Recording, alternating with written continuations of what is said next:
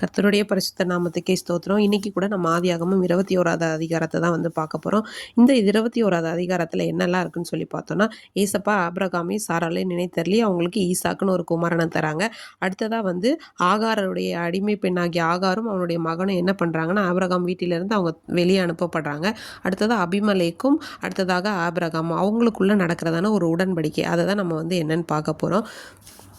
இன்றைக்கி கூட இந்த அதிகாரத்தில் ஏசப்பா சொன்ன மாதிரி என்ன பண்ணுறாங்க, சாராளை நினைத்தருளி அவங்களுக்கு ஒரு குழந்தையை கொடுக்குறாங்க. அப்போ ஆபிரகாமுக்கும் சாராளுக்கும் ரொம்ப சந்தோஷம். ஏன்னா 100 வயதில் ஆபிரகாமுடைய 100வது வயதில் தான் இந்த ஈசாக்கு வந்து பிறக்கிறாங்க.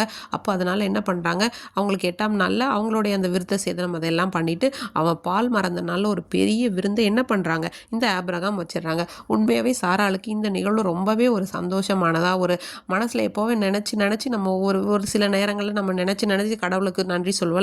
அப்படிப்பட்ட ஒரு நிகழ்வாக தான் அமைஞ்சிருக்குன்னு நான் நினைக்கிறேன். ஏன்னா அவங்க நினச்சே பார்க்கல. அவங்க வீட்டுக்கு வந்து தூதன்மார் வந்து சொல்லும்போது கூட அவங்க என்ன பண்ணுறாங்க, சிரிக்கிறாங்க. அவங்களால நம்ப முடியல.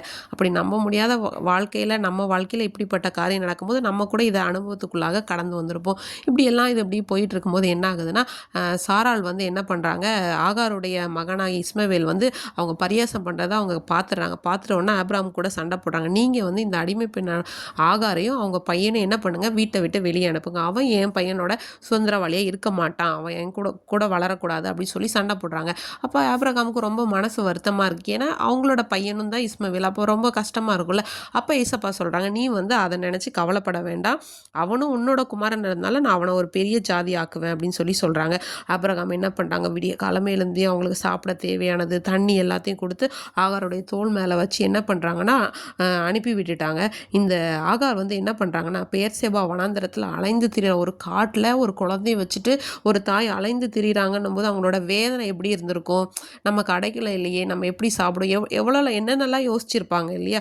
அந்த மாதிரி இருக்கும்போது தண்ணி என்ன ஆயிடுச்சு, தீர்ந்து போயிடுச்சு. இப்போ குழந்தை ரொம்ப அழுகுது. அப்போ இந்த குழந்தை சாகிறத என்னால் பார்க்க முடியுது அப்படின்னு சொல்லிட்டு அவங்கள ஒரு செடியில் கீழே வச்சுட்டு இவங்க என்ன பண்ணாங்க, ஓரமாக உட்காந்து அழுகுறாங்க. அழுகும்போது ஏசப்பா சொல்கிறாங்க, தேவதூதன் வானத்துலேருந்து ஆகாரை கூப்பிட்டு சொல்கிறாங்க, நீ பயப்படாத, பிள்ளைய இருக்கிற இடத்துல அவன் சத்தத்தை என்ன பண்ணாங்க, ஏசப்பா வந்து கேட்டாங்க, நீ எழுந்து என்ன பண்ணு, உன் பிள்ளைய கையில் பிடிச்சிட்டு நீ போ, அவனை நான் வந்து பெரிய ஜாதியாக்குவேன்னு சொல்லிட்டு அங்கே ஒரு தண்ணீர் துறவை வந்து காட்டுறாங்க. அந்த தண்ணீர் துறவுலேருந்து பிள்ளைக்கு வந்து என்ன பண்ணுறாங்க, தண்ணி வந்து குடிக்க கொடுக்குறாங்க.